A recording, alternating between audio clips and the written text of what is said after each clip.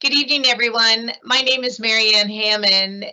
I'm the Education Coordinator for Autism for Children's Mercy, Developmental and Behavior Health.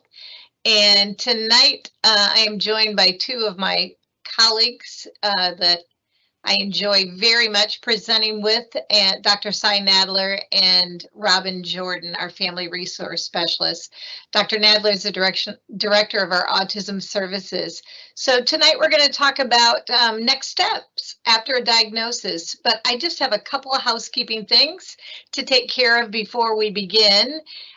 If you have a question anytime, you can go ahead and put it in the chat, and that's the way we will retrieve questions, which we, for the most part, save to the end, especially when we have several presenters, just because it's easier to address them at one time. So go ahead and post it so you don't forget it, and then we'll grab it and get to it at the end.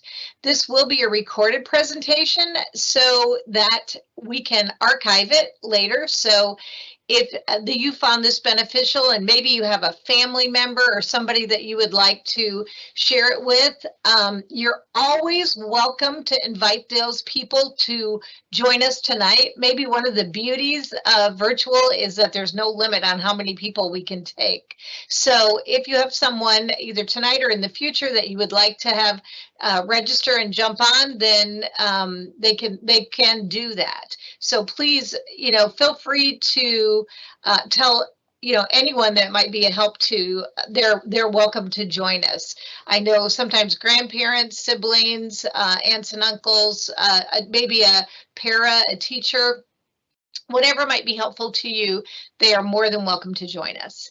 We have a couple of things that are coming up.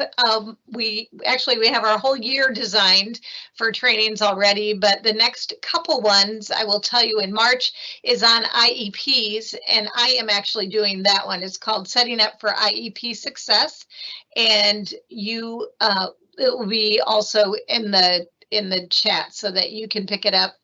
And it's also on our website. So if you ever have questions, really the easiest way to find out what's going on is just to simply Google Children's Mercy and autism, and that will put you on our landing page of our autism clinic. It has all the information pretty clearly, represented on that page so that you can toggle back and forth between things. And if you have not already signed up for our newsletter, that's right in the middle of the landing page. So it has a green tab, and all you have to do is put your name and your email address. And our newsletter serves as a resource for everything that's going on within Children's Mercy as far as autism goes, and our trainings and some studies, opportunities, and things like that. So you won't want to not get that. You absolutely will want to sign up for that. So please do that if you haven't already. Okay, that's kind of my housekeeping things, and I am going to turn it over to Dr. Cy Nadler to start us off tonight. Thank you. Thanks, Marianne, and thanks to everyone for tuning in, whether that's live or in the future. Some quick reminders. We're going to do our best to provide information, but we are not seeing you directly, and we don't know your families directly. And so this is really a starting point that we hope will help guide you as you interact with the professionals in your lives. And every family and child is a little bit different. And that's one of the beauties of working with kids and families, but it also means that we need that tailored guidance too. And we're doing our best to represent our views and go from there. With that, I want to give my colleagues a quick chance to introduce themselves before we get into this agenda, which we're going to try and give you a broad overview of autism, cover some of the high points that were probably discussed when you had that diagnostic appointment, but maybe now we can go a little bit more in depth and go a little slower, talk at a very high level about what supports may be important for you and your family to think about, and along the way do our best to maybe debunk or address some myths that are floating out there. Autism is a kind of a magnet for misinformation sometimes, and we'll do our best to address that as well.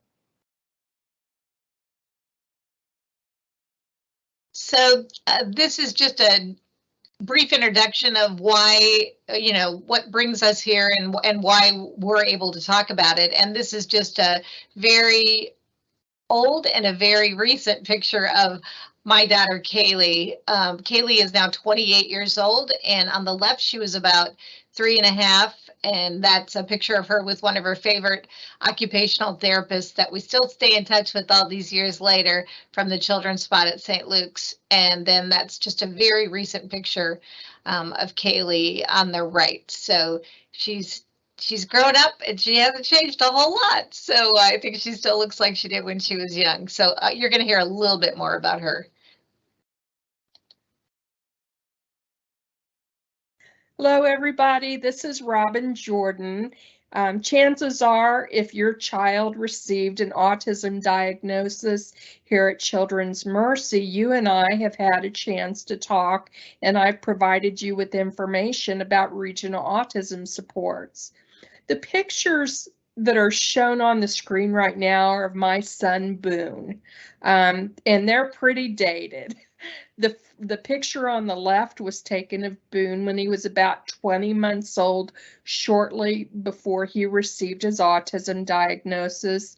And the picture on the right was of Boone as a younger man. Today, he's almost 38 years old, and I'm really proud of him. Boone has worked really hard to be a good self-advocate. He lives on his own and has a job in supported employment, and is in many ways very independent.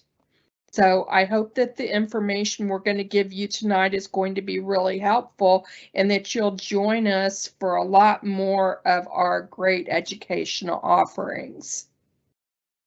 Thanks, Marianne and Robin. And to briefly introduce myself, so as Marianne said, I have the pleasure of directing the autism program at Children's Mercy, and I'm coming up on my 10th year here. I can't believe that.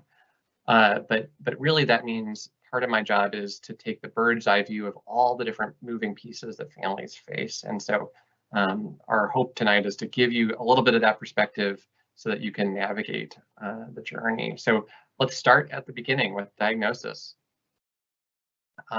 If you're like me, when you start talking about autism, sometimes people will ask you, what is autism? I've heard of it. I saw a TV show where they had, a character on the spectrum, but what is this thing we call autism? And that's a big question. The easiest way I can talk about it is in terms of, how we define it. We think that it has basis in the brain and genetics. We know that it's defined by differences in how individuals interact socially, how they communicate verbally perhaps, but communicate also using their bodies and their faces and expressions and gestures. All of that communication might be different. And then other kinds of behavioral differences too.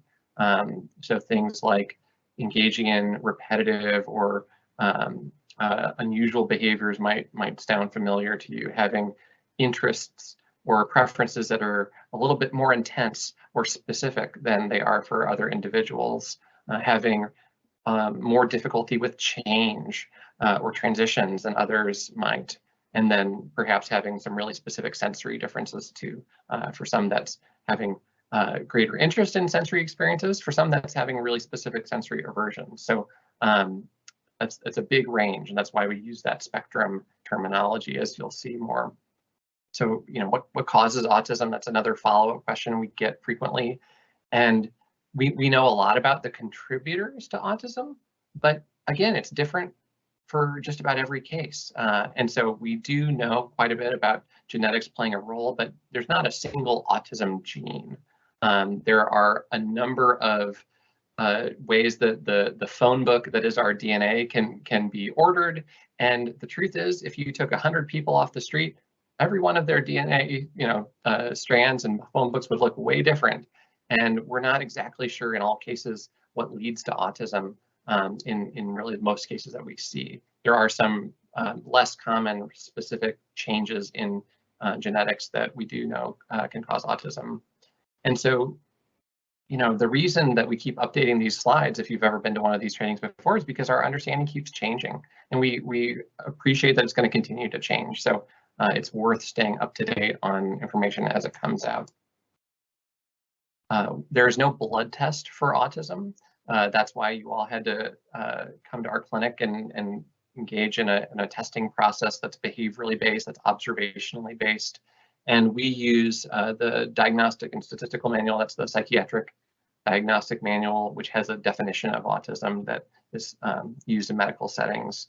And you can see those areas that I lined out earlier, that those differences in social communication, social reciprocity, emotional reciprocity is that give and take when you're with another person. And that occurs for infants and toddlers. It occurs for teenagers, and it occurs for older adults too. If you sit down next to someone, there is a social give and take, even if you don't know them or don't talk to them. You know, you make space for them, you look at them or make eye contact, you might gesture. Kids play with each other. All of that back and forth goes into that reciprocal social interaction. For autism, we do focus on nonverbal communication for the defining features, and we often associate reduced eye contact as being a possible symptom of autism or characteristic. But that doesn't mean people on the spectrum don't make eye contact. They just might do it a little less, or they might use eye contact in a different way than others do.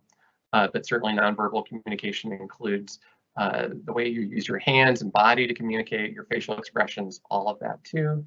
And then differences in how you develop and maintain social relationships. Again, I think a myth out there is that people on the spectrum don't have interest in friendships or relationships, and that's not really true. It might look different. They might have a different kind of interest, but it's really more focused on understanding how for that unique person it looks. Finally, in that behavioral category, I identified that repetitive behaviors, sometimes that's motor, and so hand flapping or rocking, maybe using a toy or an object in the same exact way, repetitively dropping it, and then inflexible adherence to routines or other really sort of repetitive chains of behavior. Some of that might be related to interests, and I've often been asked, what's the difference between a normal interest and a highly restricted or fixated interest? And it's a little bit of a judgment call, to be perfectly frank. But the differences we see in every kid, most kids like video games. Some kids like a specific video game. Some kids like a specific sound on a specific level of that video game, and that starts to feel pretty specific. And there's nothing inherently wrong with that. It's just a different way of enjoying the world and experiencing it. And so that's part of what we call out here. And then finally, those sensory differences that I know most families are very familiar with. A question that I think already came up in the chat is related to this next piece, which is when you receive a diagnosis these days with the newer diagnostic manual we're using, we also will use a level of support terminology. So we'll say, oh, your child, has autism spectrum disorder, and within the social communication area, they're a level 1 or a level 2. And for restricted or repetitive behaviors, they're maybe a level 3. And these levels are really just an attempt at the medical community at trying to communicate, the degree of support that this child or adult is going to need help in those areas. And so there's not a specific recommendation that's tied to the levels. It's really sort of a global impression that, a level 1, level support for social communication. Well, okay, maybe they're going to need some speech therapy, or maybe we're going to need to do some, first line kinds of things. Whereas maybe a level 3 degree of support, well, we're going to need to do a lot of intensive support. We're going to have to start with picture communication. We're going to need to, get even more hours of support to make sure that they're doing the best that they can. But it's important to underscore here that someone who has a level 1, that doesn't mean they don't need help.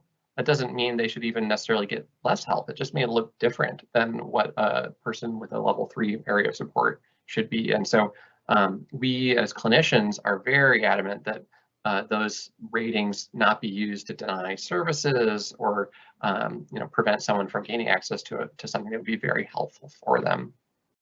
The other really important piece to note here is that we're talking about level of support because of impairment, which means we're neglecting to acknowledge that every individual on and off the spectrum has strengths too. And so when you're having conversations with your therapy team, your physicians, it's really helpful to highlight, social communication, that's definitely an area of weakness for my kid. And so how can we leverage the strengths that he or she has to help work on that? If he or she loves puzzles, well, okay, well, let's get some sight words on those puzzle pieces so that we can start working on that communication, or let's work on exchanging those puzzle pieces and using words too. And finally, we expect all individuals to grow and change over time. That's a great thing. And so, if a child's evaluated very young, the levels of support we might use to describe their current functioning will certainly change over time too. All right. This really starts to speak to just the broad range of presentations and skills and strengths and weaknesses we see on the autism spectrum. And so we say it defies generalization. There's no such thing as, oh, well, if you have autism, that means you always struggle with your cognitive skills, or you always, have sensory problems. But it means that, hey, there's a range, just like there is for everyone too. Many of you have probably seen, in the news every year or two, new estimates come out for how common autism is. That's another reason we have to keep updating our slides. The most recent one came out in, I think, December or November of last year. And the big picture estimate is about 1 in 44 children in the US, or about 2%, have autism. We do know very consistently that it's much more commonly observed in boys than girls. But even that ratio has sort of been called into question. We're pretty confident that it might be more closer to maybe 3 to 1, perhaps even lower, because consistently we know that females on the spectrum, we've struggled to identify them as effectively. And so we're working actively to try and mitigate that. So how come the numbers keep going up? That's a very reasonable question to be thinking about. And there are a couple of answers that are really clear. One is, the more professionals there are out there, the more awareness there is about the spectrum, well, the more people we will observe who get an autism diagnosis. And that's not a bad thing. That just means we're identifying people that might meet criteria and might need support too. The definition in our diagnostic manual has also changed. The most recent edition came out in 2013, and it sort of took that category that you may have heard of called Asperger syndrome, and it said, well, this is really just part of the spectrum, and so we're going to just use that one big umbrella term. There's nothing inherently wrong with that category. It just is a part of the spectrum, and so we expect that definition to continue to move a little bit. There's not a timeline set for when the next DSM will come out, but I think aspirationally it's going to be revised more frequently now that it's online as well as in print, whereas in the olden days it would go 20 or 30 years before updates. The other big reasons that those numbers change is that the way we count has changed too. There's no way to knock on every door in the country and ask each household how many people with autism live here. And so all of these are estimates based on smaller samples than, of course, the entire population too. Now, you'll notice I haven't mentioned fundamental changes that have caused more autism in our world. And the reason is because we don't really have strong evidence that that's happening. We can't rule out a negative, we can't disprove a negative, but most of the changes that we've observed are really well accounted for by these factors. And if you think about when you grew up not seeing people with autism, well, it's very likely that there's people with autism all around us. They just didn't have a diagnosis, and so hopefully over time we learn more about all of this. When we talk about autism, one of the things we communicate very frequently to our medical colleagues is that when you are working with a child with autism, it's really important to remember that they have a high likelihood of having other problems sort of coming along with that diagnosis. And so both kids and adults on the spectrum are more likely to experience things like ADHD or anxiety, other kinds of developmental differences. Maybe that's a speech delay or fine motor problems. And they're also more likely to have some specific medical challenges too. We're not 100% sure why some of those things are true.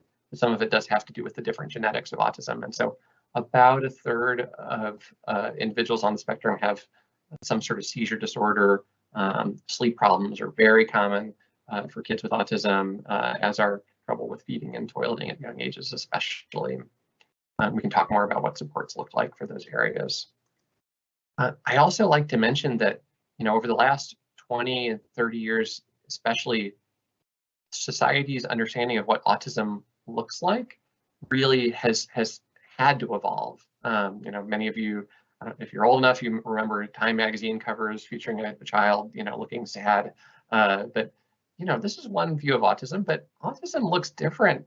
The beautiful diversity that we see within any group of people, we find within autism too. And so it's important for us to note that we haven't always recognized that as effectively. And so as we bridge gaps and try and reach all communities, we want to make sure that everyone who needs support can be included too. A couple of other myths that are worth throwing out there right now. I can say confidently that all of the research out there has really not only debunked, but really eliminated any concern that modern vaccines given to your children at their well visits increase risk for autism. That idea came about because of a single study that was later retracted because of malpractice and some other funny business. And so unfortunately, it's hard to get rid of that fear. And so we fully endorse the Centers for Disease Control and American Academy of Pediatrics recommendations for vaccine schedules, which of course change over time as science changes, but we have no concerns that vaccines are contributing to autism.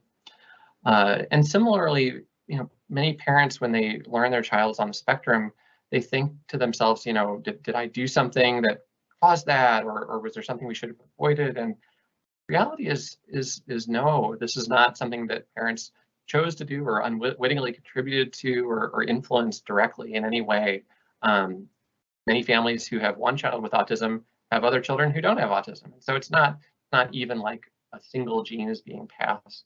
It's really much more complicated than that. And for any individual family, it's hard to know what the situation is.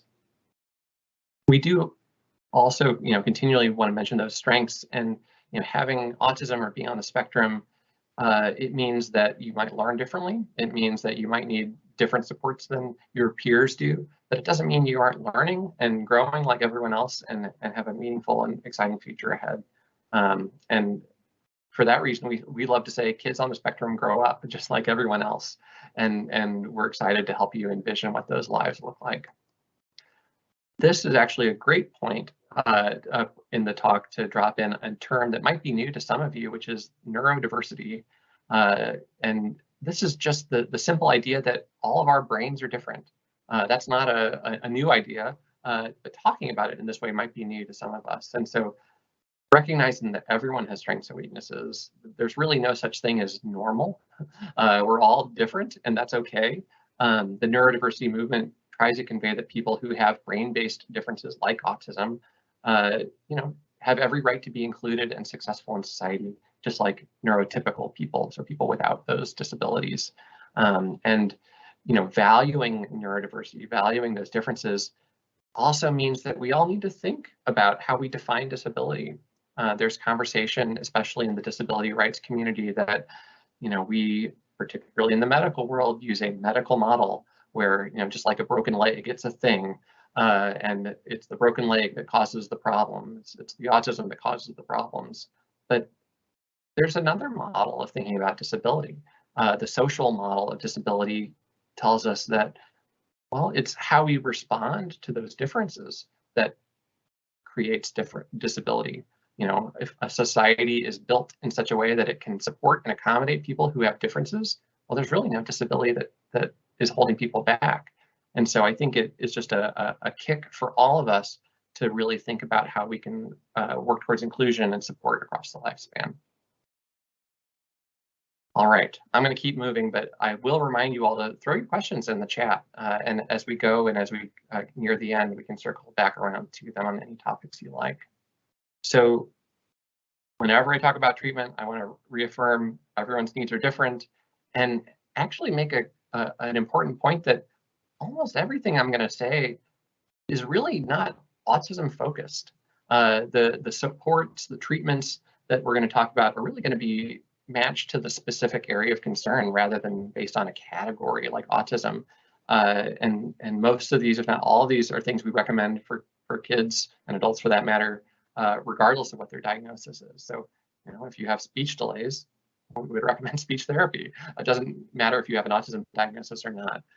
If you have anxiety or depression, well, we might recommend counseling or therapy that helps with that. And so this is really a universal guide in some ways. The first category I'll mention is behavioral supports. You may have heard of this described as ABA therapy or applied behavior analysis. And this represents the big umbrella of behaviorally based strategies for helping kids learn new skills as well as reduce behaviors that might be interfering with their success too. So, you know, we might use behavioral coaching to help kids learn, you know, daily living skills or improve toddlers in their ability to follow directions, something that all toddlers need help with sometimes. And often those behavioral strategies might be embedded in other therapy modalities, speech, special education for sure, but it might also be a standalone service where you have a behavior therapist or a psychologist, something like that. And you know, because there's so many ways you can deliver this care, we could talk about it in terms of different doses. So for some children, we do recommend many hours of pretty intensive supports because maybe they have that level 3 in social communication or repetitive behavior, and they're engaging in a lot of, you know, self-injurious behavior or aggressive behavior that, you know, it's going to be really a challenge for them as they get bigger. And so we might do a lot of behavioral support there. But there's also, you know, lower doses. We run a telehealth parent coaching program at Children's Mercy where we're giving parents guidance on how to implement these kinds of strategies at home too. So those are the two sort of endpoints on a very wide continuum of how behavioral support might look. And the kinds of things that are included here will look very familiar to most families, whether you've used them at home already or they're happening in school or you've seen them in other places. So, you know, doing things like breaking up big tasks and big skills into little ones and teaching things one step at a time. That sounds like soccer practice to me. You don't just learn all of soccer. You first learn passing. You first learn, you know, all those fundamentals and then build up. Using positive reinforcement to encourage success. Using point systems, sticker systems, all of that falls under that behavioral umbrella. And again, is seen within many different modalities. Another category that's really related to behavioral supports is what I would call visual supports. This is just a really straightforward, low-tech, but exceedingly helpful way of helping often kids, but really people of all ages to organize their time and sequence activities. And maybe that's, you know, pictures that represent a morning schedule. So you can see that top example of, you know, all right, here's what we're going to do at school today. We're going to put our backpack away. We'll have circle time, do math, have a snack, use the bathroom, and then read. We've found that this really helps kids move through transitions. It demystifies what to expect. And so it makes it a little bit easier for everyone. But you could also have a visual support for just one routine, like how to brush your teeth, you know, break that up into 4 or 5 steps. And the goal is that by using the visual while you rehearse and prompt a child through the routine, over time, they learn to follow the schedule without so much assistance from you or another person, and can become more and more independent over time so that they wouldn't even need the visuals. I personally use a visual schedule every single day. My Outlook calendar tells me where to be, who to talk to, what order to do things. And so this is not a foreign idea. It's just done in a really child-centered way. Speech and language supports or speech therapy is another big, frequently recommended service for kids on the spectrum, in part because, you know, social and communication differences are part of the core features of autism. The goal here is always to help give the child the ability to express their wants and needs and how they're feeling and what they're thinking effectively. And there are just a million different ways that speech therapy can look. It should really be tailored to your individual child. If your child is a verbal communicator using lots of words, complex sentences, maybe they need help using those complex sentences and ideas more effectively. We see many kids, particularly as they grow into tween and teenhood, who have a lot to say but are still struggling to sequence what that can be. But we certainly are also helping kids who are non-speaking learn to communicate in whatever modality works for them. The goal is not necessarily verbal communication, just because you and I might use verbal communication. The goal is for them to be effective in their environment. And we found that helping to start with other systems often ends up helping kids with verbal communication if they want that. This is a great graphic that I borrowed from the site credited here, which tries to show the vast wide array of what alternative and augmentative communication systems, or AACs, can look like. So everything on the low-tech end, from those picture cards helping kids learn if they want an apple, use the Apple card and you can absolutely have it, to really intense communication boards, single button communicators, iPad apps, and all sorts of other tech. There's some great, thanks to our cell phones and tablets, there's a lot more opportunity there, all the way up to really, really high tech devices. And so if you think your child could benefit from one of those, it's great to talk to your school team or a speech therapist.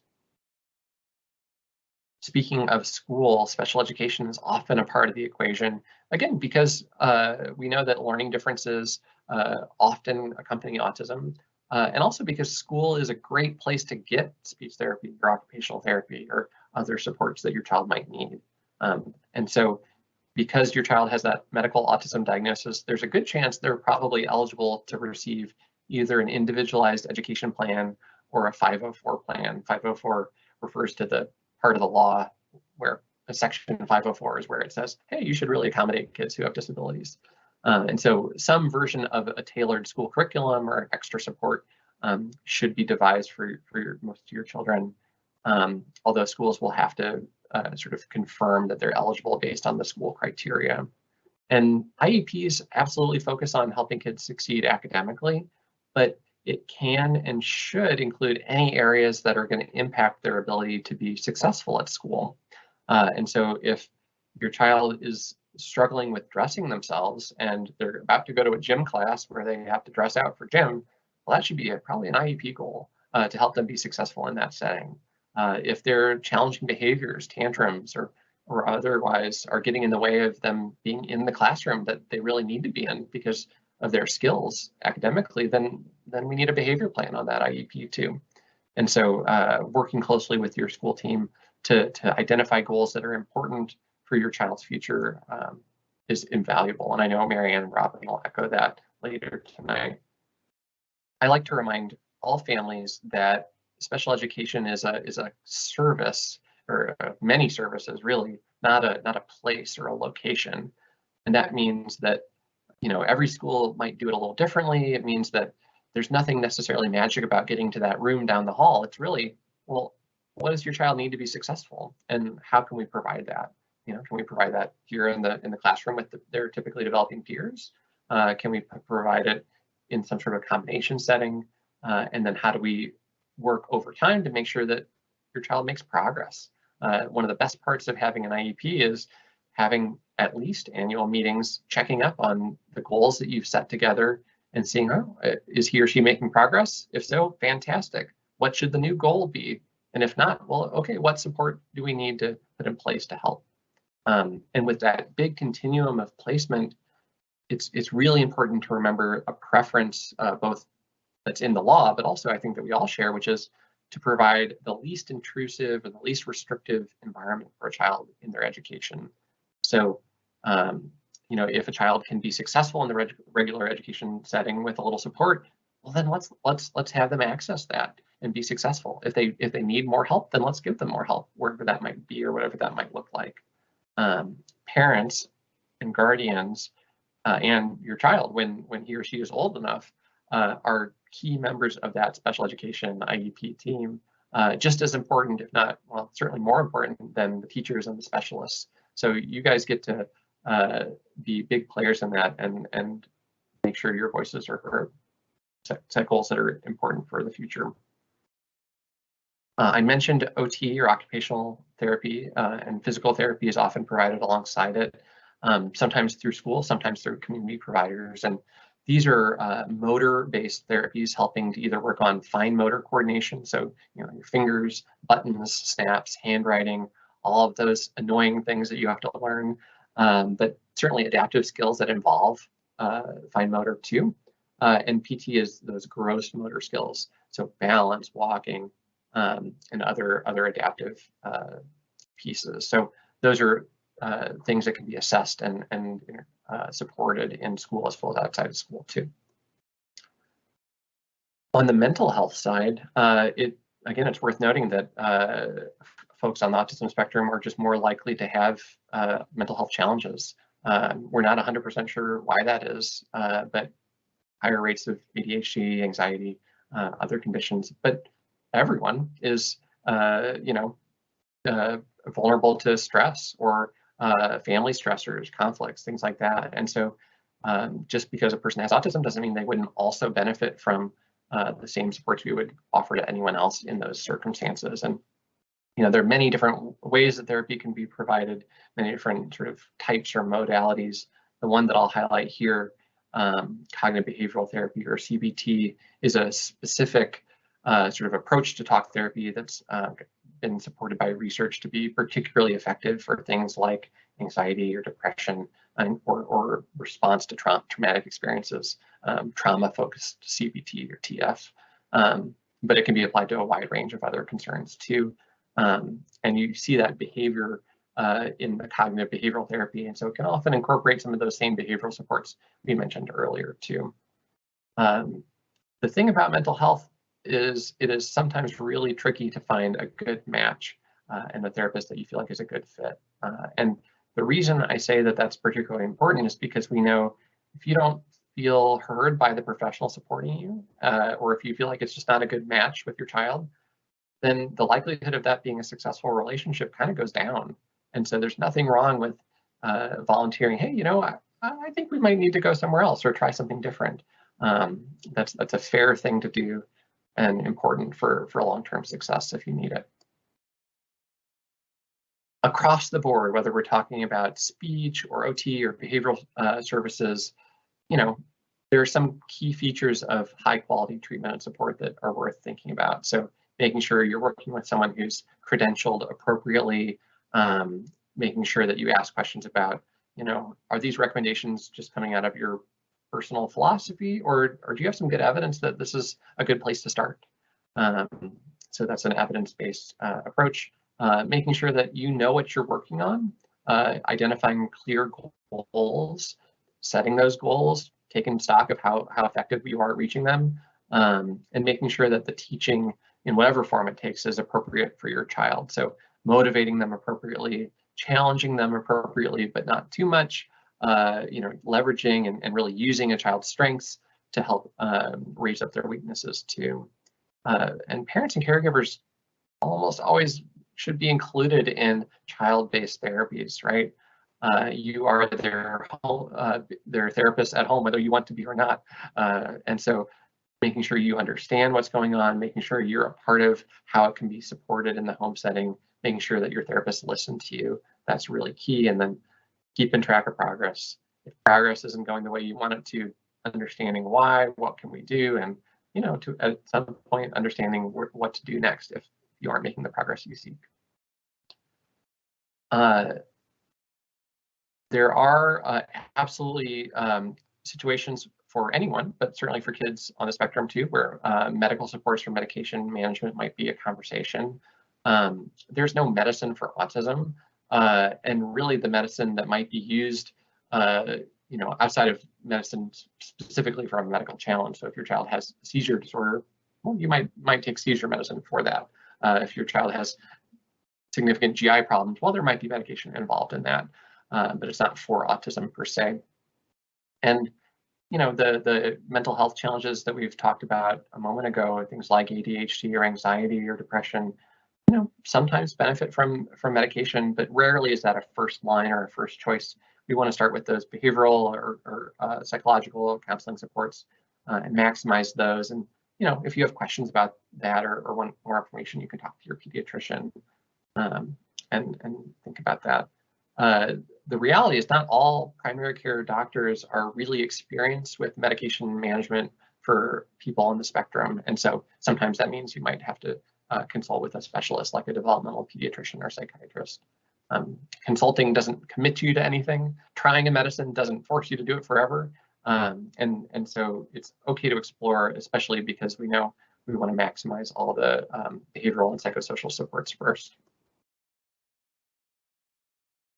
So treatment myths, just to get right out there. If you Google autism treatment, you get 10 bazillion hits on Google, and that's kind of scary to me because it's hard to know what to trust on the internet in general. But it's really dangerous because not all the natural cures or the sort of new fads that you see advertised or even covered in the news are really safe enough or researched enough for maybe your doctor to recommend them. And so it's really important if you see something in the news or a friend tells you, hey, there's this thing or supplement or CBD or whatever, I'd really encourage you to talk to your doctor before starting anything.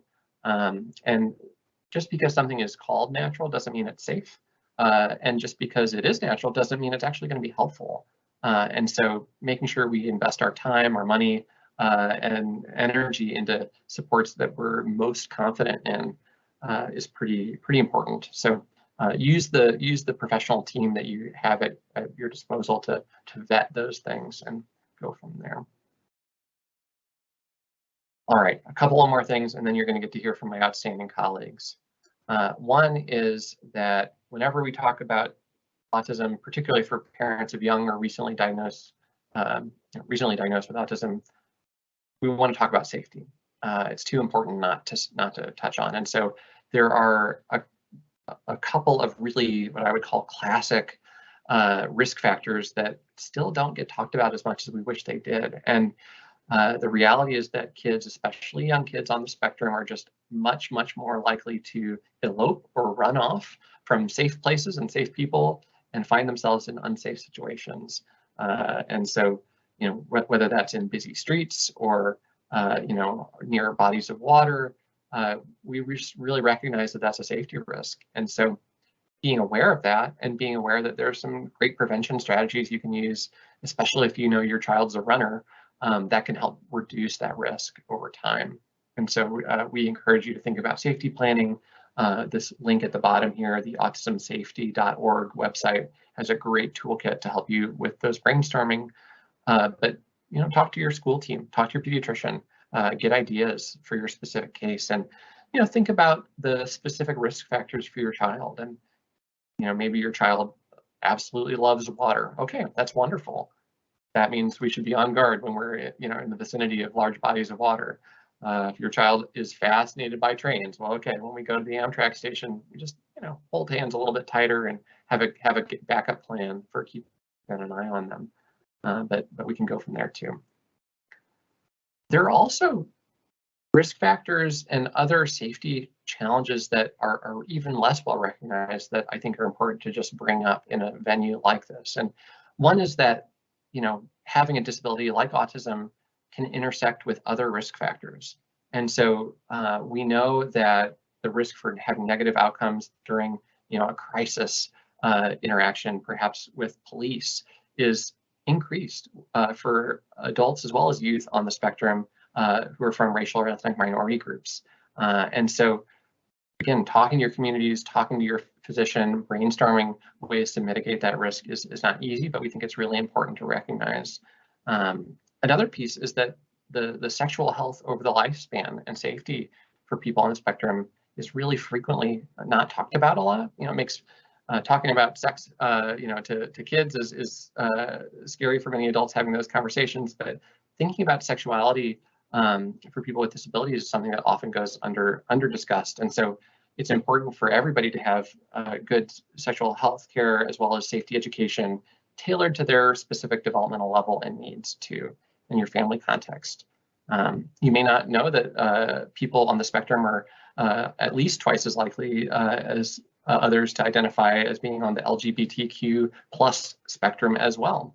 And we know that those sexual minorities are also at greater risk for victimization and discrimination. And so again, this is just information to keep aware of because we have more and more resources now to help each individual family safety plan and set their kids up for success.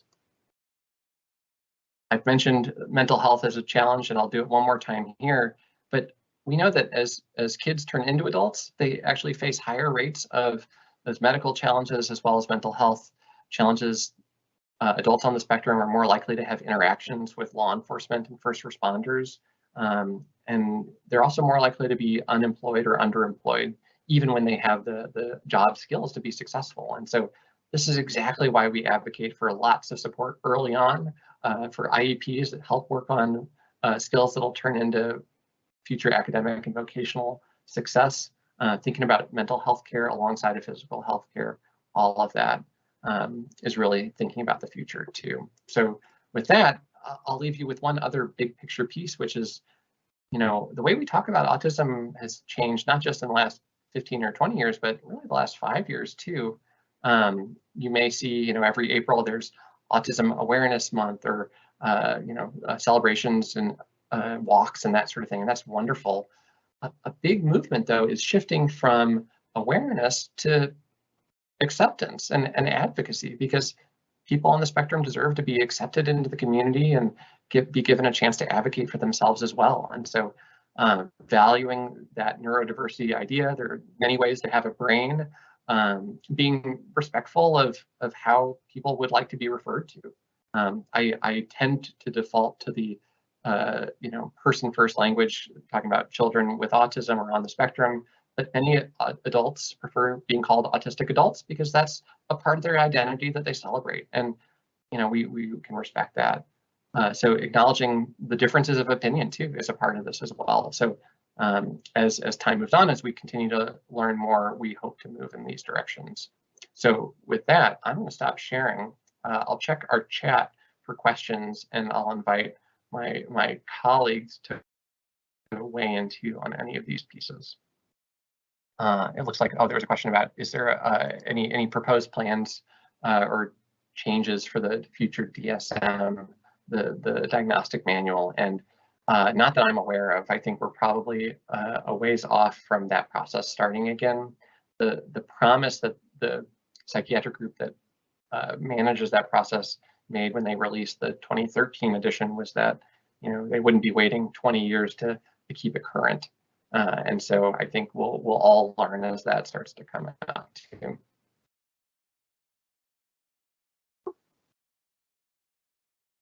Right. And so another question is, individuals indicate that their children are, quote, nonverbal, and is that the right term to use? And I think there's all number of ways to describe people, and to be as inclusive as possible. I like to just describe what I see, and so a kid that doesn't talk a whole lot using words but tells me a heck of a lot using other strategies. It's not that they're non-communicative, they're just not speaking, and that's great.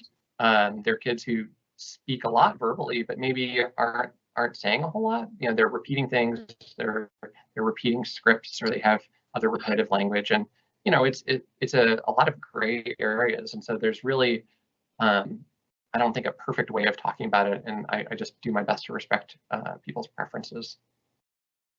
Someone else asks, can someone outgrow the autism diagnosis, or do their brains continue to be different, or will they continue to struggle? And this is another big hot topic, and I'll do my best. In most cases, we don't see kids no longer meeting diagnostic criteria for autism, but a kid who's thriving in elementary school and has the diagnosis, we're really not concerned about the diagnosis, we're most concerned about, well, are they happy? Are they healthy? Are they making progress? You know, are they getting to enjoy their family and the things that they want to do? And so we become less really focused on the category and more on the areas that a person might have strengths or weaknesses in. And you know, there are absolutely cases when, you know, folks are tested again, you know, much later, where maybe that diagnostic, you know, line is drawn differently, and the definition has changed. We talked about that earlier too. So you know, we can never look into a crystal ball for an individual, but the more support we provide and the more we really grow towards inclusion, I think the less it's a barrier to have that diagnosis. Another family asks, "Oh, should we go ahead and do genetic testing that was recommended to us?" That's a good question. And you know, if your doctor has encouraged you to think about it, then I would echo that encouragement. If your doctor has said, "Oh, this is not a high priority," then I think I would listen to that too. It's perhaps most important or most often recommended when there are also medical concerns happening that aren't explained yet.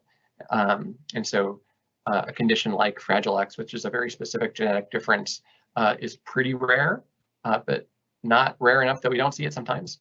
And so again, it's really a conversation that you can continue with your doctor, but I would think about it in terms of what their best recommendation is for how is this going to change care? Are there, you know, unexplained medical concerns that we really need to get to the bottom of and go from there? Do we recommend psychological therapy for split families or, you know, separated or divorced parents? I think it depends on if there's a need for it. You know, there are certainly cases where families are doing great having a blended or split family. But if you're worried about your child's, you know, coping with the change, if you're worried about your own ability to manage those situations, then it could be really helpful to have a professional guide you. So don't be afraid to seek that out. Should children with autism take a daily supplement directed for children with autism? So talk to your doctor, your pediatrician for the final word. I'm not a pediatrician, I'm a psychologist. The American Academy of Pediatrics doesn't recommend that. They don't say it's bad, they just don't recommend it. And so there's, you know, I think I would be more focused on, well, does every kid need a specific vitamin or supplement, and make sure your pediatrician can help with that. If your child has a specific medical challenge or something like that, then there might be a case to do that. And the last question that I'll field right now, but we'll certainly come back to more related to, gosh, the complexity of accessing services. It is tough, it is costly. Are there ways to help pay for those things? I think some of the slides later from our colleagues will cover this, but it's important to remember that some of these are school-based and so do not cost you anything. Some of these things, in fact, most of these therapies should be covered by most insurance plans, although we know that copays and other barriers can still make it pretty tough. And if that's the case, then there's an opportunity to think outside the box. And so both Kansas and Missouri, who were, you know, right on the border of, have waivers and other programs to help make sure families can access care, as well as, you know, opportunities to connect to the state Medicaid programs that can supplement your private insurance if needed too. So that's a short answer to a very big and important question, but talking to school, talking to your pediatrician, and any social work access can be very helpful there. Okay, I'm gonna hand the baton to my colleagues, but we'll get back to your questions more in a moment.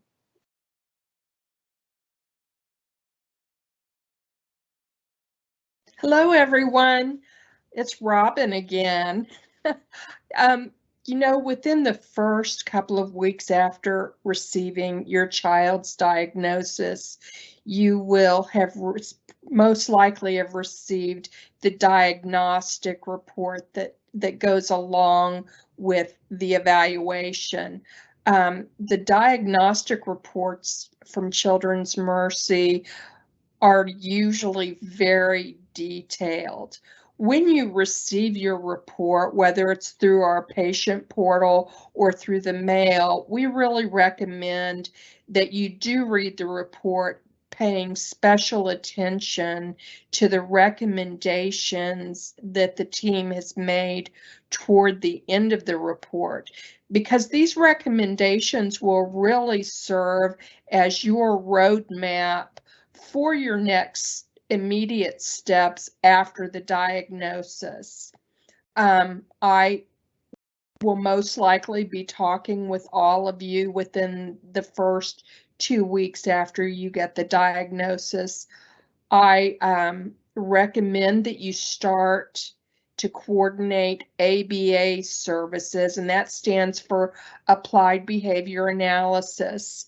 For younger children, children under the age of 3, usually the ABA will hopefully occur within a center-based setting. And the recommendation for the number of hours of early intervention is usually between 25 and 40 hours a week. And that is combined ABA, any speech and occupational therapy that your child receives, and any therapy your child receives at school. We also recommend that you apply to the state developmental disability agency that serves the county where you live, and that you apply for Social Security disability benefits for your child. We'll talk a little bit more about that in the coming slides. We also recommend that you contact your public school district to begin enrolling your child in early childhood special education services or an elementary age special education services. Marianne, I think we're ready for the next slide. And I'm trying to give it to you, but it's not taking it. Sorry.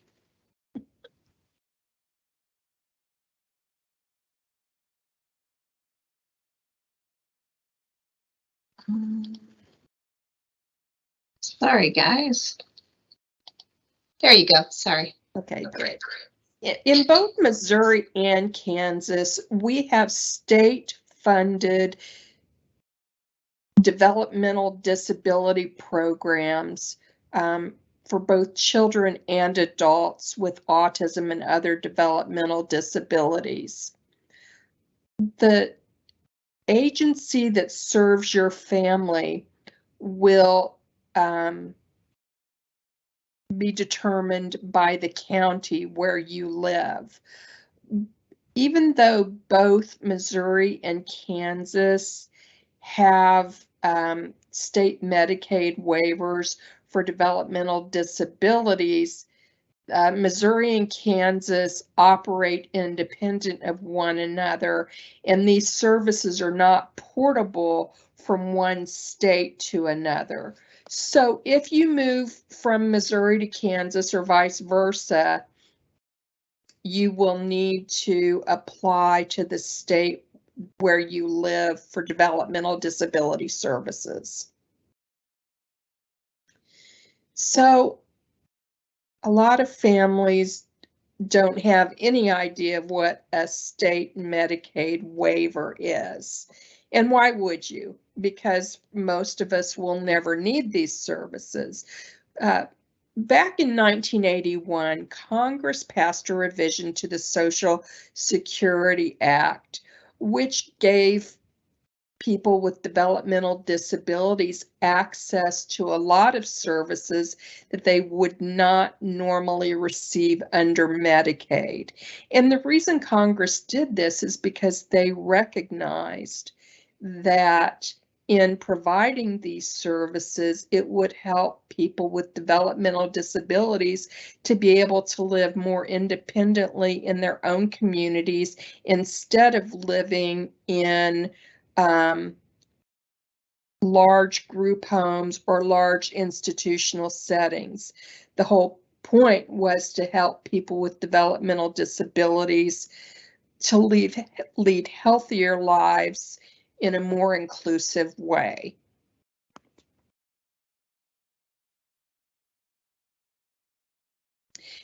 These are some of the services that are very commonly provided by the developmental disability waivers on both sides of the state line.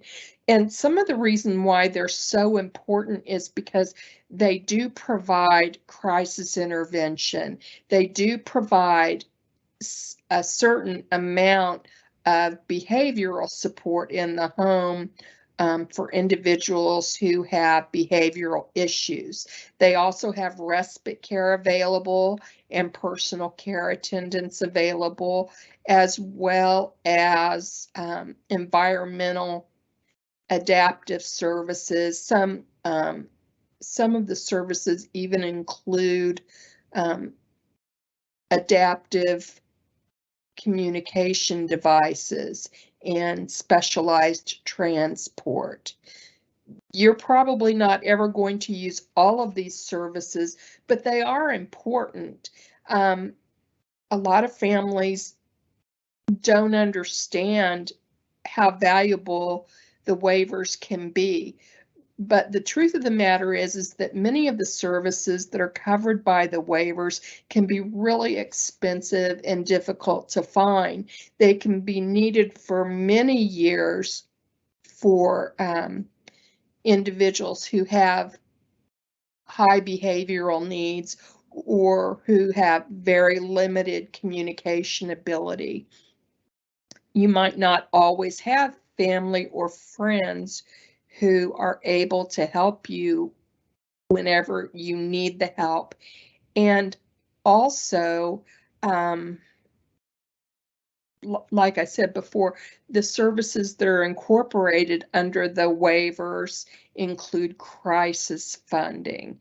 And you never know if you're going to have a caregiver who's going to be incapacitated because of illness, injury, or even death.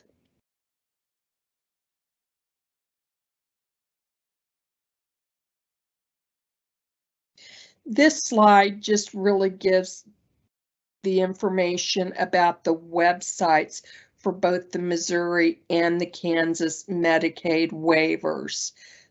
If you go to the website, it will give you information about how to apply for each of the waivers and what is included, and information about the ages that are served and some of the other items that are not included.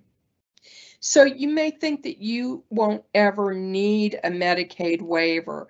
Well, even if you don't believe at this point that it's something that you need, we really recommend that you go ahead and apply, because we honestly don't know for any of our family members what the future will hold. And there can be a very lengthy waiting list for some of these services.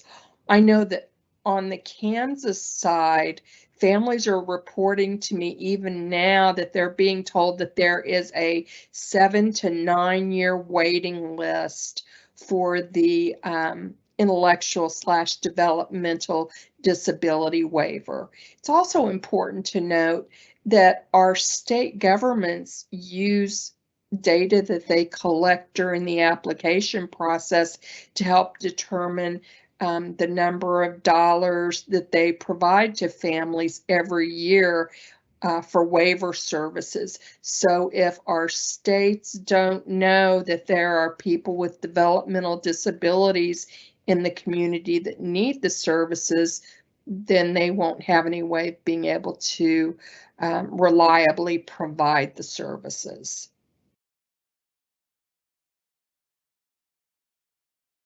Part of the coaching that I always give to families is to help families understand how to manage their home and school programs.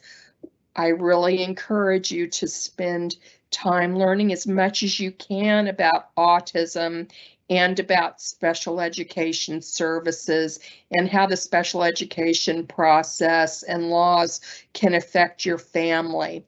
You know, it's going to be a potentially a very long relationship that you have with your child's special education process, because kids that have autism and other developmental disabilities can spend anywhere from 12 to 16 years in elementary and secondary education.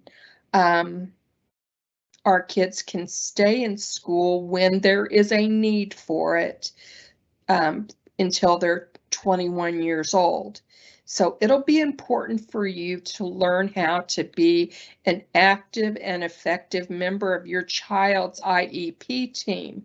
And part of really getting started is to get all of your paperwork and your child's materials well organized. So I'm going to let Marianne talk about getting organized. She covers this topic really well. Thanks, Robin. So these are just ideas. You know, Robin and I, when we started out in these jobs years ago, just talked about what do we wish somebody had told us. And we both have a lot of years of experience with this since our children are both adults now. But one thing we would say, even in this very high-tech world, is you're going to need some paper copies of things. So it would really be totally fine to start with like a 3-ring binder to organize perhaps medical records, educational records, you know, have a copy of each of their IEPs from years past, or you know, the notes that you've made for your upcoming meeting, whatever it might be. So just find your own way to get organized. Not to say that doing things on your computer and keeping records and keeping a flash drive of those records won't be also a big help, because they definitely will. But sometimes you just do need some paper copies of things. We say use a large plastic container to store the correspondence of schoolwork. You know, when your kiddo brings in schoolwork, sometimes that schoolwork can be used as a useful tool in maybe helping with explain a goal that needs to be on their IEP. If you see some deficits in handwriting, or the way maybe they're doing something in art or something like that, you can be the investigator yourself and get ideas and put it out there on what might be helpful. I found that journals can be a really useful tool also. You really do think that you're going to remember just about everything that happens with your kiddo. But if your kiddo that has autism is not your first child, you'll know that sometimes your memory isn't as good as you would hope. So definitely I have found, you know, my daughter is completely nonverbal, meaning that she doesn't have any language. Kaylee functions at about a 12 to 18-month-old level. So I always had to go back and forth with school with the communication log. And it looks something like this one right here on the bottom, the pink. And so I still do this every day. I put the date, I put, you know, pertinent information about what might be going on. Maybe there was a medicine change. Maybe last night she didn't sleep well, which she didn't because it was a full moon last night. So she never sleeps well on full moon nights, it seems. So just things like that, that you can record your thoughts or concerns or ideas for making things better. So there might be some suggestions that you would ask for school to do. And, you know, and just I'm always telling them about redirecting my daughter. She has a tendency to put things in her mouth. And so I'm always saying, please redirect to her pocket. Please redirect, you know, to some other toy that she might hold in her hand. It's just ideas like that. And yours might be much more directed and complicated with a higher level that your child functions, but I think you get the idea of what I'm saying. We say use a file cabinet or a scanner or a flash drive for longer term storage. In our computer age, we all know that it's not a matter if your computer's gonna crash, it's just when, and you'll probably want some of that information. So it's always good to have a backup or have something even like a flash drive that you might take and be able to access during a meeting, whatever works best for you. You'll find what that is. But being organized is so very key. And we say, like I said, the current and previous IEPs, representative examples, and then any really key correspondence from school, whether it's printing out an email, you'll decide on what is the best way that you correspond with school. And I always, talked with the one that was in charge, the special education teacher that was in charge of Kaylee's, main goals and things on what would work for her and what would work for Kaylee's para. And so, that will and that maybe differs from year to year. Sometimes the physical notebook works. Other times they didn't have time to put a note in the notebook, so they might correspond over email. We typically say texting is not a great idea, because if you text them, then they may have the idea that they can text you back, and when they might be having behavior issues or things like that. I don't know about you, but once they're at school, I really want them being the experts handling that and then reporting back to me. So I always say, I think it's good just from a security standpoint to stick with email and have that conversation on what works best for your kiddo for that year, for that semester, however it might be. So the reason why it's kind of important to keep paper copies, again, is because it can be a proof of problems that might arise or goals that you might have. It also might be documentation and proof of progress, like we can move on from that goal because it looks like it's accomplished. And so, by saying this is what we communicated about it this time, and let's move on. It can also, like I said, provide insight onto maybe some changes that needed to be addressed in IEP goals.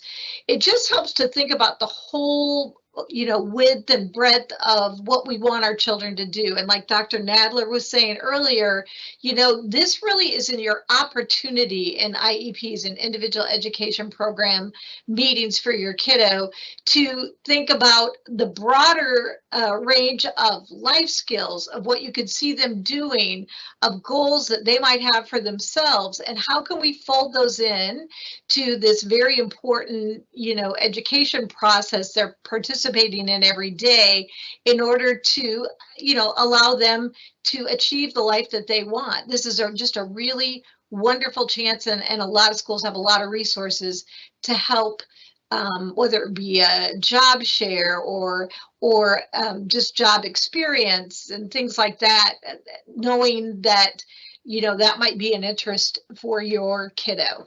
So, talk with your school about what's available. Knowledge is power, and just as much information as you can gather is just the best way to go. Now I'm going to change gears for just a second about keeping a communication log. So I told you about the communication log that I have kept and continue to keep for my daughter who is nonverbal, but I also know that you will find, if you haven't already found, that you're going to talk to a lot of people and a lot of different things. You're going to talk to insurance. You're going to talk to your case manager if you have one. You're going to talk to Social Security, whatever it might be. Again, just have some form of keeping straight what that is. And because there are some details that, if you've ever dealt with insurance on any big things, you'll talk to different people, let's say about the same claim or something like that. This happened to me, as a matter of fact, with Kaylee when we were talking about getting her an augmentative communication device. And I kept notes very copiously because I knew it was going to be a high number, thing that they had to reimburse me for. So, but I talked to several different people about it. And then at one point, in my notes, The gal told me, yes, it's been approved. And so we went ahead and put through for the purchase of it. And then later I got a letter that said that it hasn't been approved. Well, because I had taken very good notes in my contact log about this particular issue, I knew who I talked to. I knew what day it was. I knew what time it was, and I knew what she told me. And so that's how I in turn got Kaylee's device covered, because I had the notes to it. And I know you can give me probably an example of your own life of something that was said, in some instance that you didn't have record of, and somebody says it's, well, I don't know, I don't have any record of that. So it's really powerful for all the people that you're going to talk with to have just really the best organization system that you can pull up that information as possible. And you are all probably quite a bit younger than me, so you might have your own one that you use and use effectively. That's the key thing. We always tell families that if it wasn't written, it didn't happen. And that is especially true when it comes to making requests to your child's special education team. If you have a request that is important, something that you don't want to slip through the cracks, always document it. And that is another reason why using email to communicate with your child's special education team is very helpful, and using text messages is not, because using a text message does not usually stand up when it comes to leaving a paper trail. So we really recommend that you use email. Those emails can all be saved to folders and will not disappear until you purposefully delete them. Thanks, Robin. That's such a good point. In addition to that, and I'll cover this it's come to the March training, I'll talk about this in a little more depth, but it is really important anytime that you're talking to one of the professionals that is working with your kiddo, whether it's a therapist, an OT, a PT, a special education teacher, a paraprofessional, and or somebody that's telling you about a behavior issue that needs addressing. Just be really well prepared each time you talk with one of them. For me, I need to jot notes before I talk and send a reminder. And so like if you've discussed something, kind of send a reminder email after you've spoken regarding what was discussed and maybe what was assigned, if that's applicable to the situation, so that everybody is on the same page. And I think especially going into your individual education plan meeting, really planning and potentially rehearsing what you're going to say, especially if you're going to deal with some touchy subjects for you. And what I mean by that is, some opportunity that you might get emotional about or something like that. I find that for me, if I plan it, if I rehearse it, it both allows me to be as concise as possible as I can be. And because I've rehearsed it, usually I can do it without any interfering emotion, at the time. So I think just, plan and rehearse and be prepared. It's just really a matter of respect. And I'll go into that quite a bit deeper in the IEP presentation. These are just blank forms. If you have a notebook, these are blank forms, and I'm going to go back before the end of this presentation and show you a couple books that we really like about IEPs. Actually, maybe I'll just go back right now. Oh yeah, okay, so this is it. All About IEPs by Peter Wright. This one is also really good by the same author, and I think his wife, From Emotions to Advocacy, and then another one on special education law. So when Robin was saying, become familiar with your rights and the education law that will affect your kiddo in school, and that just makes you more prepared to handle everything and to advocate for them in the best way possible. So now I just switch gears a little bit to family-focused tips. We want to make sure that we leave room at the end for other questions that you have, but this is more of a personal and family-centered way to look at what might be needed. There was a question that was asked earlier in the chat about, should if you're two household family, if there's if not all living under one roof and there's some issues there, is counseling a thing? Well, I just would say that, we joke that the Hammonds don't walk to help, we run to help. And over the years, we've had to get a lot of help. And I think I address that on the next slide. And so I think if you feel like it's something that would benefit your family, I'm pretty sure it would do nothing but good for your child. So, but going back to, how we go forward from this diagnosis is, we say, as far as early intervention goes, and Dr. Nadler talked about this too, look at evidence-based intervention. There are so many things out there that are not necessarily evidence-based and are not worth both spending your time and money in. So definitely look for what is evidence-based and do some sources like the CDC, Center for Disease Control, American Academy of Pediatrics, some real good,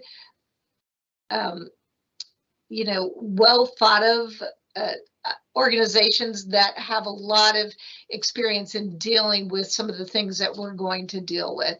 We've already talked about, and Robin said, about becoming a great advocate for your child. I always would tell people, and this has been my experience, and I know Robin would echo this, positive influence is always better than negative. I think sometimes maybe after a diagnosis, we might be hurting a little bit. We might feel angry. And then we feel like, in being an advocate, we have to demand that things are done. And what I have found is that you can really demand with a soft voice. You can really request with the soft voice, and keeping it positive and not really, flipping over into the negative is, I honestly always gotten my way by being direct, positive, and determined. And so just think about how you're presenting things, and that goes to just anybody that's dealing with your child. Always be open to help, just like I talked from the question that we got in the chat, for yourself or for your child. You both will need it. Dan and I have two typical kids that are younger than Kaylee, so they've always had Kaylee in their life, and she's required a ton of support from all of us. And I'm serious, but I joked and in a serious way with my other kids that I'll pay for any therapy you need for growing up in this family, this crazy family with Kaylee, and with just all the demands that both she had, and that because of safety issues, she usually won a lot of the attention battles. So I think that we can kind of go from the idea of be open to help and don't be afraid and don't feel bad about getting it, because it will only, I think, be a blessing to your family. When Kaylee was younger, we got a plaque that was in her bedroom that said, remember, it's a journey, not a race. And sometimes we get so caught up in the race and about how they're achieving things and how they're doing compared to others and what they're not doing or what they're not able to do. But I think that over time, you'll find that really just setting into your new normal and letting acceptance, somewhat creep in without knocking out your ability to advocate and push and help, encourage them to get what they want and to dream what they want to dream about. So, and then beyond a shadow of a doubt, I really like to tell you that in having this kiddo that might have been an unexpected diagnosis of autism, mine certainly was for Kaylee, ours was for Kaylee. The really silver lining is that you're going to meet some wonderful people along the way. And that really is the best part. For me, it eventually got me this job that I love, and I don't think I would have ever had it had I not had Kaylee. And those people will stick with you for a long time. So just know that's the way it is. When you wish things were going better, document. I find that sometimes there are real patterns to things that have happened in Kaylee's life. So if you can note it on your calendar, we have this family calendar that is in our kitchen. If I have a med change, if she had a terrible night, if she had a really great day, whatever it is, I sometimes note on a calendar, and then occasionally I can go back and see patterns in what time of month that is all happening. So documenting, always err on the side of more rather than less. Feel free to ask for help. A teacher, a therapist, doctor, friends, your spouse, your significant other, your partner.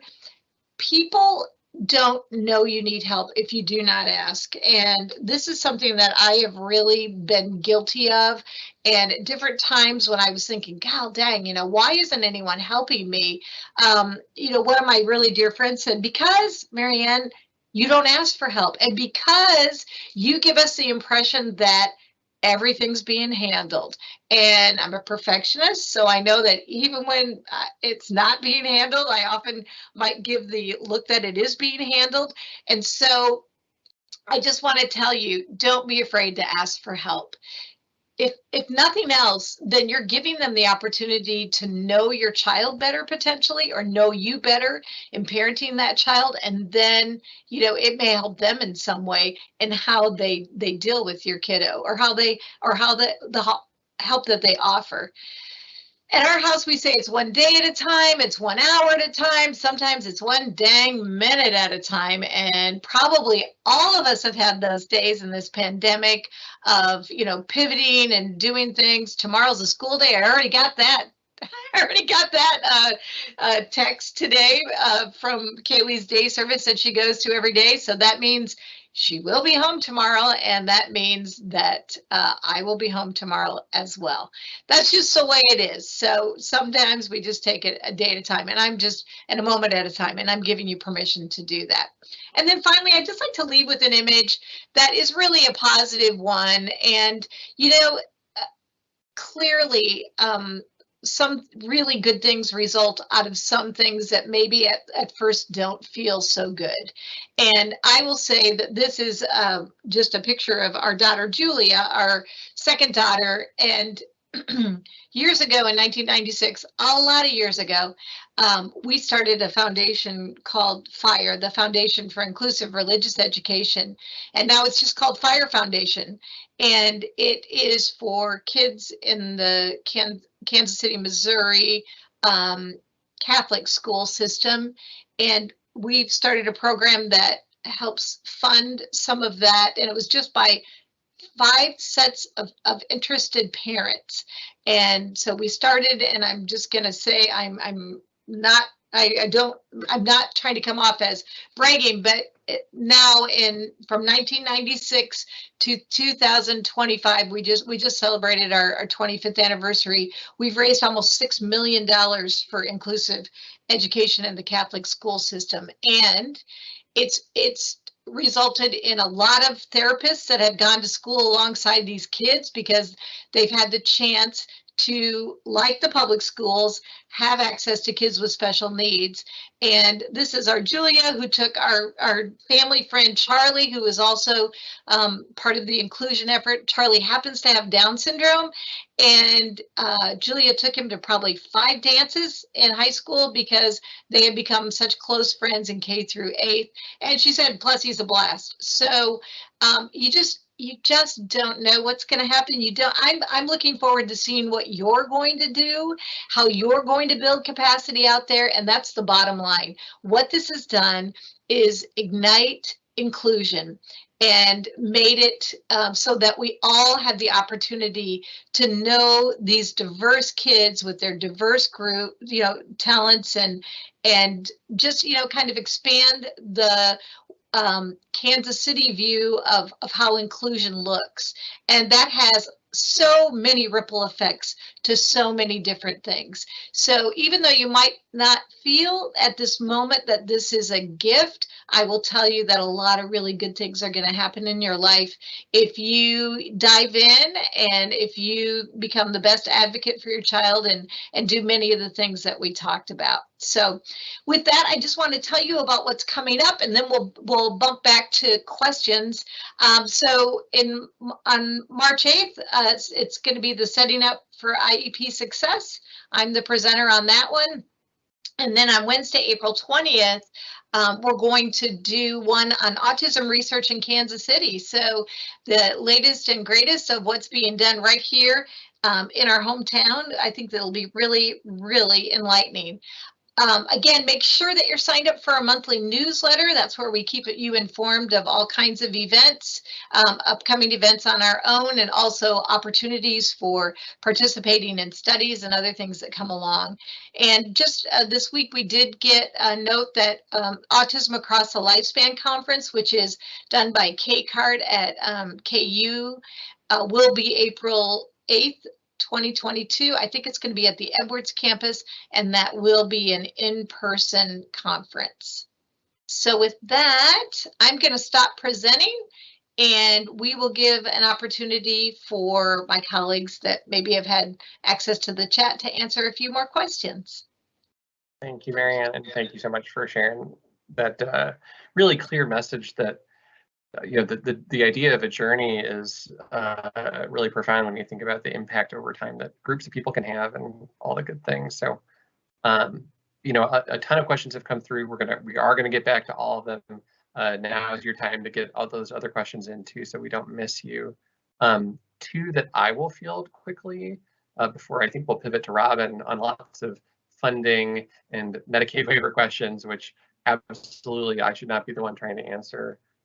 So one question came in, a family has a child with an autism diagnosis, and they're wondering, oh, does that mean my second child or future children are more likely to have autism? And statistically, yes, if you have one child with autism in your family, that does increase the likelihood that you'll have another child with autism, but it is not a guarantee by any means. And what it really does is it increases the overall likelihood that other people in your family, whether that's your children, your relatives, your cousins, probably have, things that are on this very, very, very large spectrum, which includes things like speech differences or learning differences or ADHD. And, to know exactly what your family's likelihood is of having more children with autism, you can talk to your pediatrician and potentially get referred to a genetic counselor.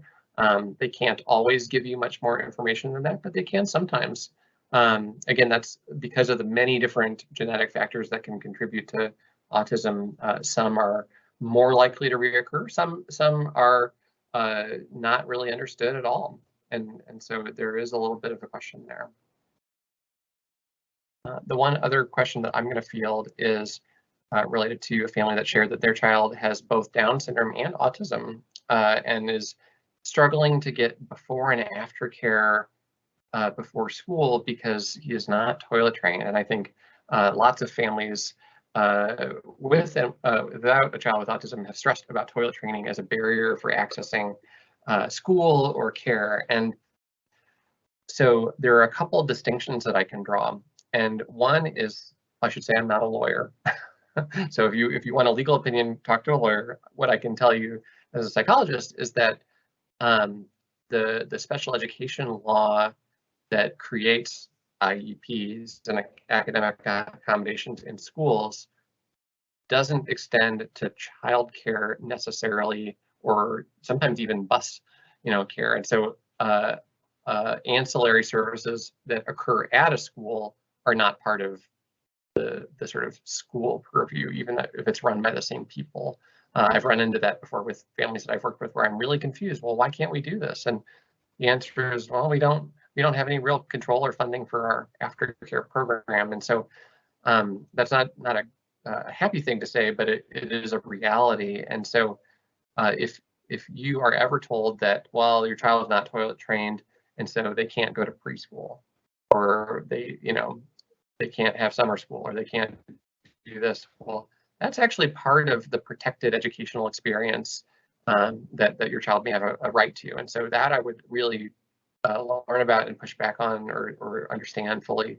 But if it is a setting that is not part of his or her academic program, and it's true childcare, then I think it's a lot more tricky. And Robin may be able to expand on that as well, but a resource that we've referenced a few times on the slides, but not maybe said out loud, is there are Missouri and Kansas groups that for free will give you consultation on special education challenges like that. And the Missouri version is called MPACT, Missouri Parents Act. I'll put the link in the chat. And the Kansas version is Families Together. I'll put that link in the chat as well. So for those sticky situations, it's a great idea to fully understand your child's educational rights and see what wiggle room there might be. Robin, is there anything you might add to that conundrum? Yes, when it comes to before and after care for school, a lot of families are really struggling right now to be able to fit that need.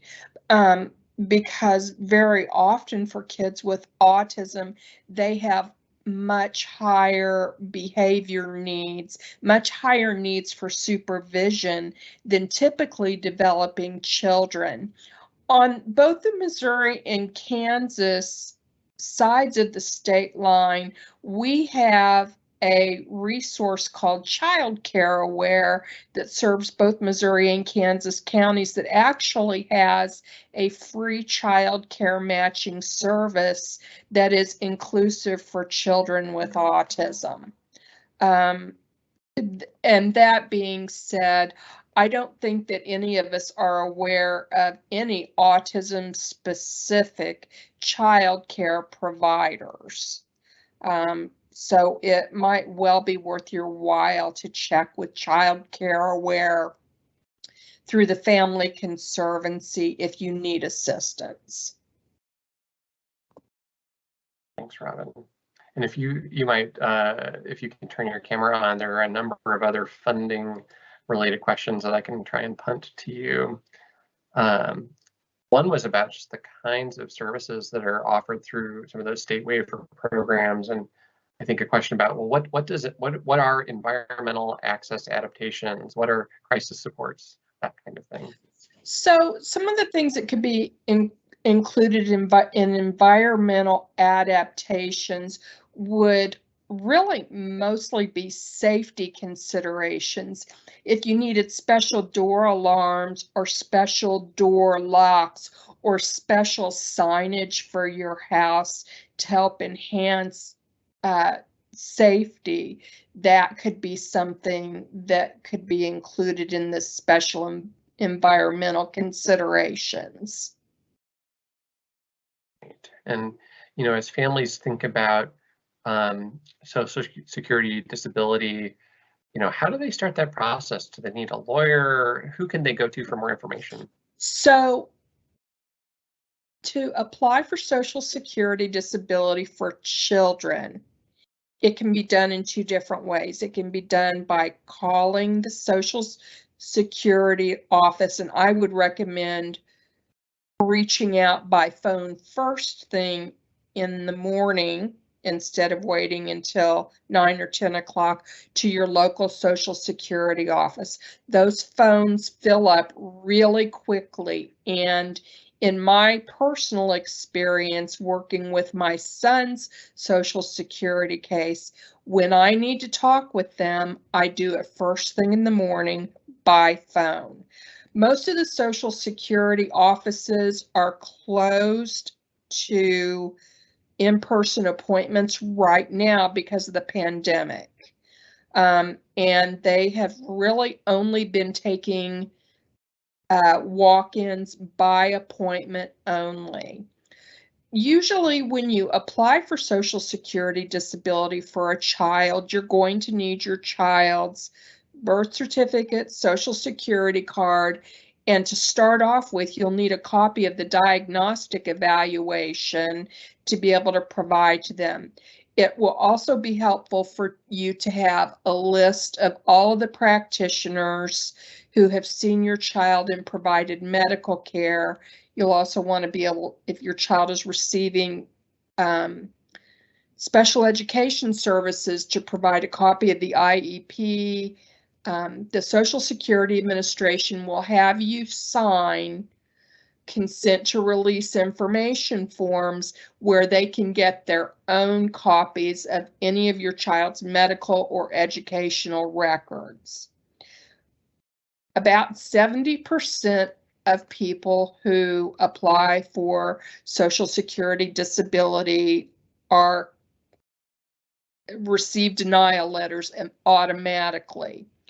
My recommendation is that if you are denied Social Security for your child on the basis of their disability, not on the basis of your income, because that plays into it too, but if you are denied on the basis of the disability, you can get an attorney and file an appeal.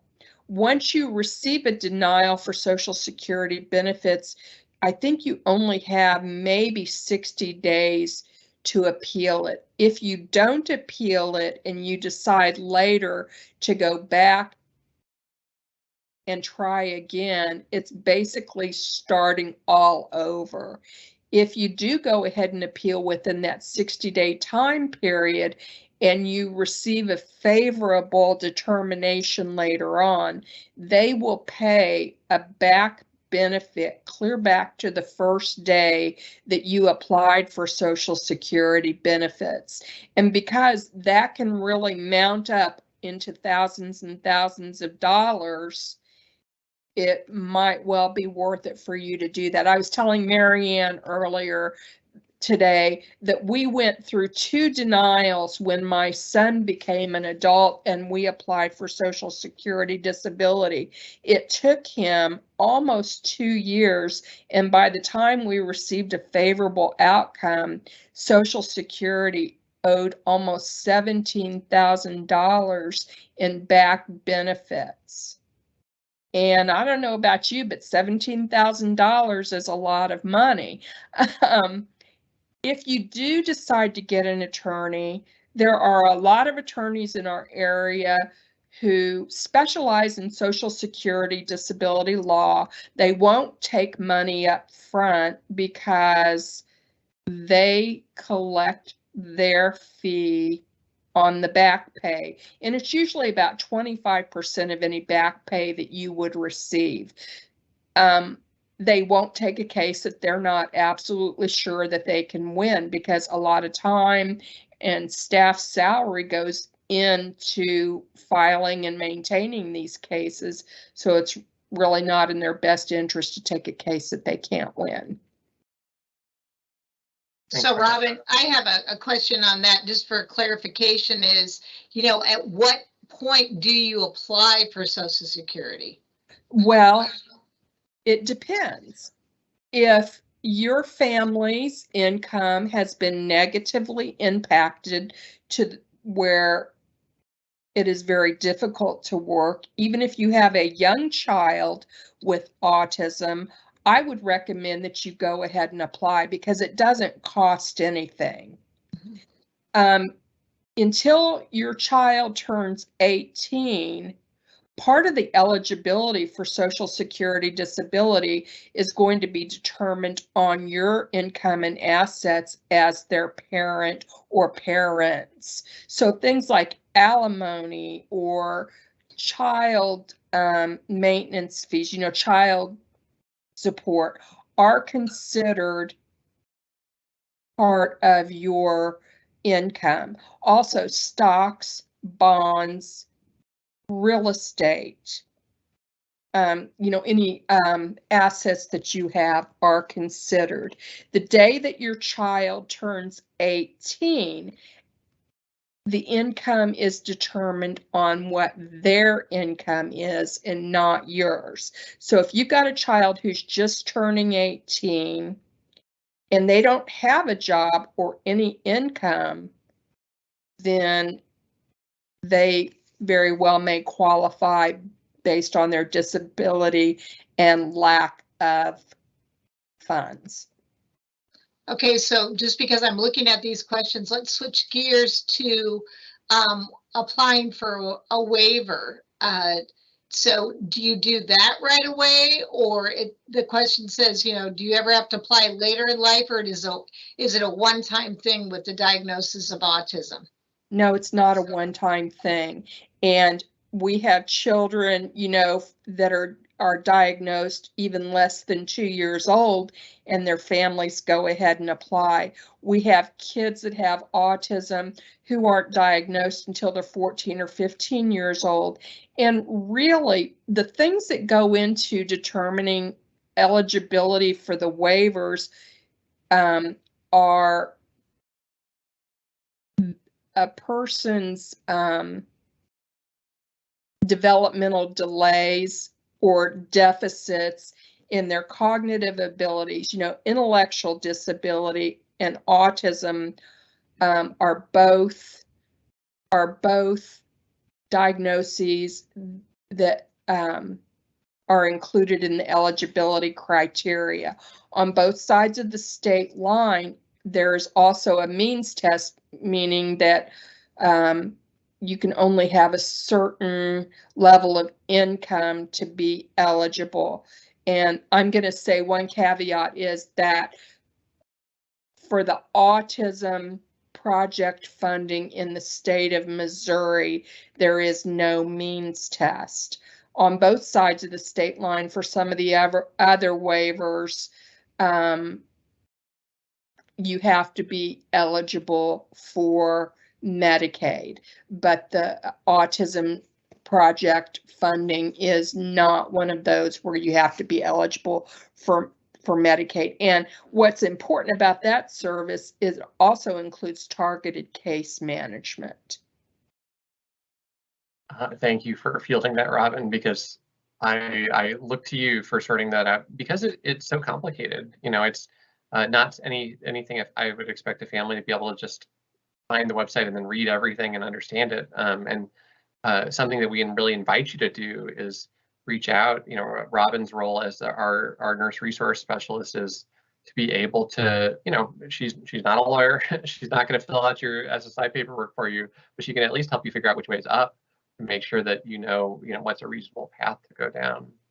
Remember that both Mary Ann and I have been through this process before. We've already been through the stage of life of transition to adulthood, so we both have a pretty good amount of experience, you know, putting together a good network of support for our children. And that's really what it's all about, is building a quality network of support, whether it's government resources or family or friends, so that they can have the best life possible. Am I correct in thinking that when families apply for the autism waiver, or things like it, that it takes a while to process? Yes, I would say that sometimes it could even be a week or two before they get a call back from whichever agency that they're applying to, and that families really need to be persistent in seeking these services, because you don't know what the future is going to hold. I have talked with families where, you know, parents have become incapacitated, and I've talked with parents where one parent is now deceased, and the other part of the family really is kind of left at loose ends trying to figure out what the way forward needs to be. And that's why it's so important to learn how to be a great advocate, because so many times we're all they have. And I think that answers another question that was asked, which was, you know, should you bother going through that long application process to a state disability agency if your child doesn't have that many really, big support needs? And the answer is it's hard to predict the future, and I bet it's better to have that in place. Have the opportunity for targeted case management, crisis supports, vocational supports as you get closer to wanting a job. All of that is in the future. Better to aim for. Cy, what I will tell you about those supports is so common for families to downplay the significance of having those. But my son has a case manager through the Kansas City regional office. They have helped our family in so many ways. They helped him to find affordable housing when he turned 18. They helped him get vocational supports. They helped us get specialized driving training and evaluation so that he could learn how to drive safely. And even still, I run into situations where I call his case manager and ask her for help because even as a seasoned mom, I don't know all of the answers, but I do know one thing. I know that I will leave no stone unturned to get whatever help he needs so that he can be as independent as possible. Amazing. Thank you, Robin. So a couple other questions. In the interest of time, I can tell you there was one on potty training resources, and it can be, I'm feeling your pain. It can be so difficult to get these kiddos potty trained. We have a couple things that are available on our website. If again, you would just go to Children's Mercy Autism, and then it will talk about our trainings, our recorded trainings that you can access. They're now on our YouTube channel, but you'll see them on that landing page. I think it just says recorded trainings, and toilet training 1 and toilet training 2 are two of those that are there. One is urine training, one is bowel training, and it can be really, really hard. So I would give that a go, and if you're still having trouble, reach back out. Dr. Nadler, would you have anything else to say to that? Yeah, and so I put the link to the page where our recorded trainings are, and that's also where you'll find this recording from today, or one very, very similar from a few months ago. So this can be a resource for you too. There are many reasons why toilet training can be hard, and so talking to your pediatrician to make sure there aren't like medical factors that are making it more difficult. Many kids are really constipated, which makes it particularly difficult to have good toileting experiences. And so taking care of any of those barriers is often a first step. But maybe that's an opportunity if you look at the videos and are not making the progress you want to pull in call the cavalry. If your child is 4 and in a preschool program, maybe toileting needs to be a part of the goal and a part of the school plan. Maybe seeking out behavioral supports to try and work on toileting, because you can't be a parent and a therapist 24 hours a day. You've got to be a lot of different things, and so it's okay to ask for help for that. And we can always make progress. It's not always as fast as you want it to be, but there's light at the end of that tunnel.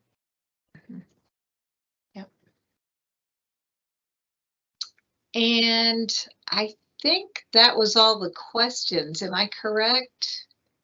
Yeah, so unless any other questions pop in here, I just want to express appreciation to Marianne and Robin for sharing their both lived experience as well as their professional expertise, having been in these roles, helping families to navigate quite difficult and really complicated situations in pursuit of supporting their kids. So it's a pleasure to hang out with you on a Wednesday evening, but also appreciative to all the families watching today too. If I would just say one last thing, families, what I really, and I know Robin and Dr. Nadler would echo this as well, is just, part of our job is to get our kids out there. It's to build capacity. It's to get everybody more comfortable with this neurodiverse world that we all now live in, because the reality is they have good things to gain from knowing our kids.